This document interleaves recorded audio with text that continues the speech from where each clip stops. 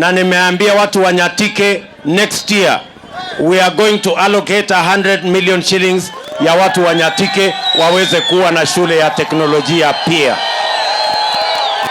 Tunaelewana watu wa Masara? Si nyinyi ndio wenye kuamua? Si nyinyi ndio wenye kupiga kura? Nauliza nyinyi, hiyo serikali tunatengeneza ya mwaka ujao, mimi William Ruto nasimama hapa kuwaambia, haiwezi kuwa ni serikali ya kubadilisha katiba ati tuongeze vyeo na mamlaka ya viongozi. Hapana, wangoje kwanza tubadilishe uchumi, hawa vijana wapate ajira kwanza. Ama namna gani watu wa Masara?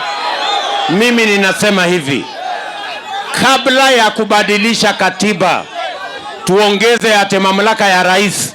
Uchumi, katiba ama uchumi? Hebu nione wala anasema tubadilishe uchumi. Tubadilishe uchumi. Tubadilishe uchumi kwanza. Hawa vijana kwanza tuwapangie ajira bwana. Hebu nione kura ya hasla hapa, nione kura ya hasla, nione kura ya hasla.